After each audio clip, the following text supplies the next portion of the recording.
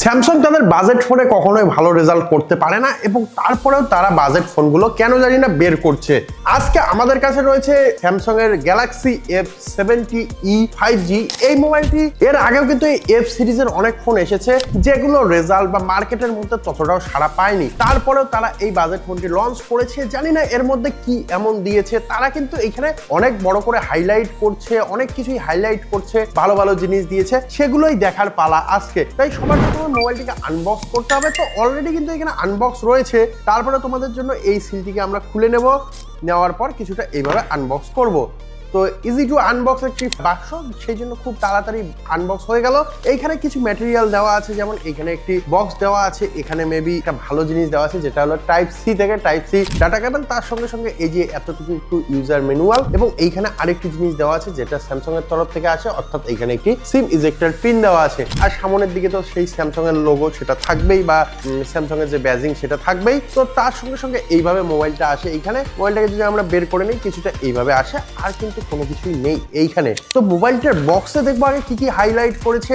এইখানে হাইলাইটের মধ্যে 6000 mAh এর ব্যাটারি দিয়েছে তারা বলছে, তবে এইখানে কিন্তু 25 ওয়াটের চার্জারের কথা বলছে, যেটা বক্সের মধ্যে দেয়নি। বক্স দেখেই আমরা বুঝে গেছি যেহেতু খুব পাতলা একটি বক্স। তার সঙ্গে সঙ্গে এখানে ডুয়েল মেইন 50 MP লেখা রয়েছে, অর্থাৎ 50 মেগাপিক্সেলের হয়তো ক্যামেরা দিয়েছে, এবং তার সঙ্গে সঙ্গে 6x OS অর সিকিউরিটি, অর্থাৎ 6 গুণ OS এবং সিকিউরিটি কি দিয়েছে সেটা পরে দেখছি, কিন্তু আর কোনো কিছুই নেই এইখানে। তো যাই হোক, এইখানে আমাদের কাছে যে কালারটি রয়েছে সেটি হলো লাইমলাইট গ্রিন, এর সঙ্গে আরেকটি কালার আসে যেটি হলো স্পটলাইট ব্লু। তো এই দুইটি কালারে এই মোবাইলটিকে লঞ্চ করে। তো আমাদের কাছে যে লাইমলাইট গ্রিন কালারটি রয়েছে সেটা কিছুটা এইভাবে আসে, সেটা এইভাবে কিন্তু আসে, এবং এর পেছনে কিন্তু এখানে প্লাস্টিক ম্যাটেরিয়াল ইউজ করেনি স্যামসাং, এইখানে লেদারের ইউজ করেছে, যেটাকে এলিগেন্ট লেদার ফিনিশিং বলা হচ্ছে। তো যাই হোক, এগুলো কোম্পানিরা বিভিন্ন রকম কথা বলেই থাকে, তো সেটাই দেওয়া হয়েছে। তো এইখানে পেছনে স্যামসাং এর ব্যাজিং দেওয়া আছে, এবং তার সঙ্গে সঙ্গে এখানে ডুয়েল ক্যামেরা সেটআপ দেওয়া হয়েছে, যার মধ্যে একটি 2 মেগাপিক্সেলের ক্যামেরা এবং একটি 50 মেগাপিক্সেলের ক্যামেরা, এবং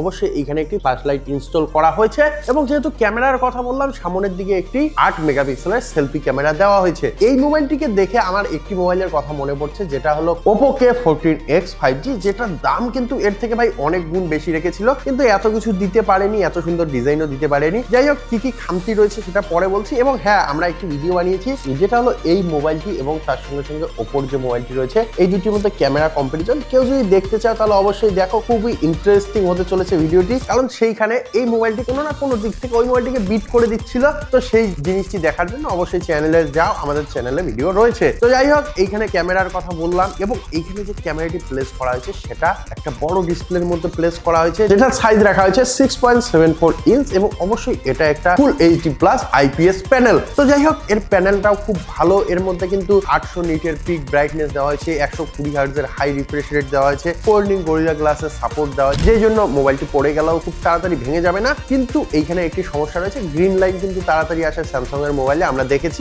বাজেট ফোনগুলোর মধ্যে। তো যাই হোক, সেটা আসতেই পারে। তো আমরা ডিসপ্লে দেখলাম, ক্যামেরা দেখলাম, ব্যাক প্যানেল দেখলাম, এর যে বডি সেই বডি কিন্তু দেখলাম না। এইখানে কিন্তু বডিটা খুব সুন্দর করেছে, যেটা আমার পার্সোনালি খুব ভালো লেগেছে। এখানে বডি শেপটা কিন্তু একটু অন্যরকম করেছে, অর্থাৎ এখানে রাউন্ড করতে গিয়ে মাঝখান থেকে কাট করে দিয়েছে, কাট করে সমান করে দিয়েছে। তো এইখানে side mountain fingerprint sensor use করেছে, এবং তার সঙ্গে সঙ্গে এইখানে ভলিউম আপ ডাউন কি দিয়েছে, এবং হ্যাঁ, সাইড মাউন্টেন ফিঙ্গারপ্রিন্ট সেন্সরের মধ্যে কিন্তু পাওয়ার কি দেওয়া হয়েছে। এবং উপরের দিকে যদি আমরা দেখি তাহলে ভালো একটি জিনিস দিয়েছে, যেটা হলো নয়েজ ক্যান্সেলেশন মাইক্রোফোন। এবং বা সাইডে যদি দেখি তাহলে বা সাইডে এখানে সিম ট্রে দেওয়া হয়েছে, এবং পেছনের দিকে যদি আমরা দেখি তাহলে এখানে কিন্তু 3.5mm হেডফোন জ্যাক দেওয়া হয়েছে। তার সঙ্গে সঙ্গে এখানে primary microphone, type C port, এবং এত সুন্দর কার্ড দিয়ে একটা স্পিকার গ্রিল দেওয়া হয়েছে। তো যাই হোক, এখানে ডুয়েল স্টেরিও স্পিকার ইউজ করেনি, এখানে নর্মাল স্পিকার ইউজ করেছে, অর্থাৎ একটি স্পিকার ইউজ করেছে, যে কারণে এর সাউন্ড কোয়ালিটি নো ডাউট কিছুটা খারাপ হবে। তো যাই হোক, খুব বেশি হাইফাই হবে না, তবে স্যামসাং এর ভরসা রয়েছে, সেই কারণে কিছুটা ভালো হলেও হতে পারে। তো সেই দিকে যাব না,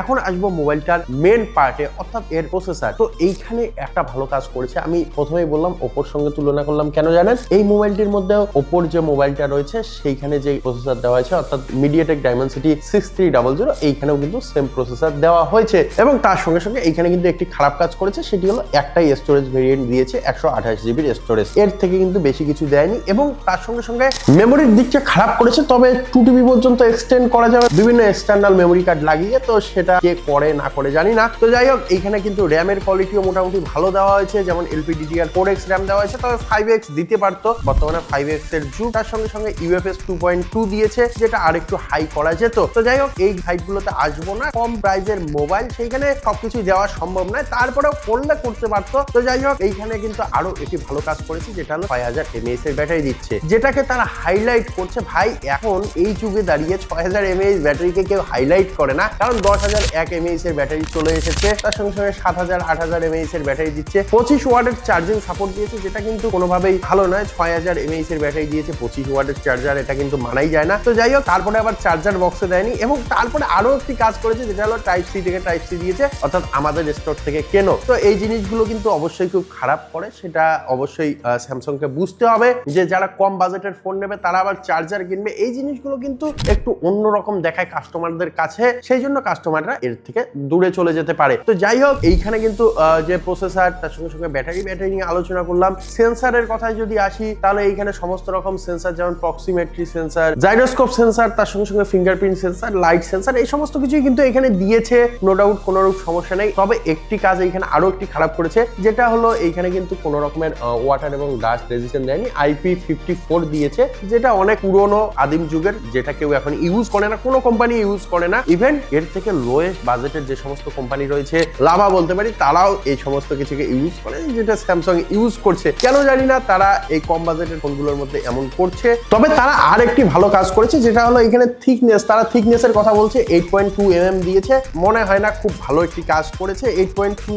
mm বা এর থেকে নিচে কিন্তু সাধারণত আমরা সবসময় পেয়ে থাকি, 8.2 mm করেছে এবং তার সঙ্গে সঙ্গে ওয়েটটা অনেকটা বেশি রেখেছে, 1.99 গ্রাম করেছে, যেটা অবশ্যই কম হওয়া উচিত ছিল 6000 mAh এর ব্যাটারি হিসেবে। তবে এখানে একটি মাত্র ভালো কাজ করেছে, যেটা হলো এর ক্যামেরা কোয়ালিটি কিন্তু ভাই দুর্দান্ত রেখেছে। এর ক্যামেরা টেস্ট করেছি, সেই ক্যামেরায় কিন্তু এর রেজাল্ট দুর্দান্ত এসেছে। সেই টেস্ট দেখার জন্য অবশ্যই উপরে আই বাটনে ক্লিক করতে হবে। তো যাই হোক, সেটা নিয়ে পরে কথা বলছি। তো এখানে ক্যামেরা কোয়ালিটি ভালো করেছে, তবে আরেকটি কাজ খারাপ করেছে, যেটা হলো ব্রাইটনেস। সেই ব্রাইটনেস 800 পিক ব্রাইটনেস বলছে, কিন্তু ভাই ডে লাইটের মধ্যে কোথাও না কোথাও যখন আমরা ইউজ করতে যাই, তখন বিভিন্ন রকমের শ্যাডো চলে আসে ডিসপ্লের মধ্যে, যেই কারণে ভিজিবিলিটি অনেকটাই খারাপ হয়ে যায়। তো সেই দিকটা একটু অড লাগে, এটা অবশ্যই কিন্তু স্যামসাং এর ভাবা উচিত এবং সেই দিকটা ভেবেই প্রোডাক্ট তৈরি করা উচিত। তো যাই হোক, এই মোবাইলটি সম্পর্কে আমরা তোমাদের সমস্ত তথ্য প্রোভাইড করে দিলাম। আশা করছি এর সম্পর্কে আর কোনো রূপ কোশ্চেন থাকবে না, থাকলে অবশ্যই কমেন্ট বক্স খালি রয়েছে, কমেন্ট বক্সে আসো, কথা বলে নেবো, কোনো রূপ সমস্যা নেই। এবং তার সঙ্গে সঙ্গে যদি ভিডিওটি ভালো লাগে, অবশ্যই বন্ধু বান্ধবের সঙ্গে শেয়ার করতে হবে এবং আমাদের চ্যানেলটিকে অবশ্যই একবার সাবস্ক্রাইব করে রাখতে হবে, কারণ আমরা এইরকম ভিডিওগুলো শুধুমাত্র আপনাদের জন্য নিয়ে আসি। তো যাই হোক, আজকে এখানেই শেষ করছি, দেখা হবে পরবর্তী ভিডিওতে। জয় হিন্দ।